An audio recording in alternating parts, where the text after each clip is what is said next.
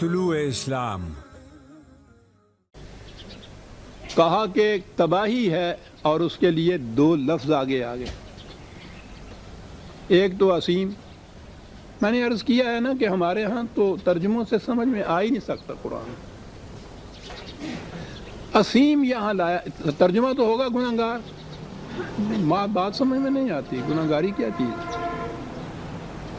عظیم ہوتا ہے تھکی ماندی ہوئی چیز, سست رفتار, جس میں دوسری قوموں کے ساتھ چلنے کی ہمت نہ رہے, آگے بڑھنے کی طاقت نہ رہے, افسردہ ہو, واماندہ ہو, تھکی ہوئی ہو, سیل انگار ہو.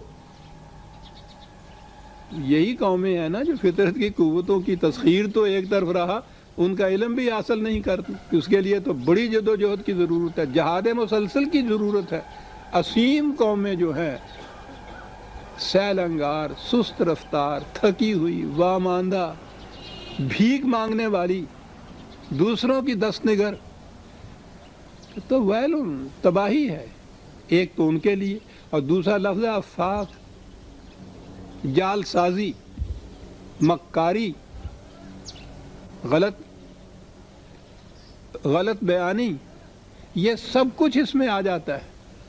یہ قومیں جو مسخر کرتی ہیں اور پھر اس کو اس طرح سے الفاظ ان کے ہاں سنیے تو ایسا نظر آتا ہے کہ سارے نوع انسان کے جگر کا درد ان کے جگر کے اندر ہے. روز آپ کے یہاں کانفرنسیں ہو رہی ہیں, سیمینار ہو رہے ہیں, مجلسیں ہو رہی ہیں, ایسا نظر آتا ہے. یہ ابھی میکسیکو میں ہوئی وہ کانفرنس, دولت مند ملکوں کی کانفرنس, یہ طے کرنے کے لیے کہ غریب ملکوں کی مدد کی کس طرح کی جائے. ریزولیشن بھی پاس نہیں ہو سکا. کوئی قوم جتنی زیادہ قوت مسخر کرتی ہے فطرت کی, وہ اپنی قوم اور اپنے ملک کو زیادہ طاقتور بناتی ہے تاکہ دوسرے ملکوں کو مغلوب اور مفتو اور محکوم بنا لے. یہ ہے افاق. اور دوسری قومیں ہیں عظیم, کہ جو تھکی ماندی بیٹھی رہیں, گداگری کرتی رہیں, بھیک مانگتی رہیں دوسروں سے. تو یہ دونوں انواع آ گئیں انسانوں کی, دونوں قومیں آ گئیں اس کے اندر.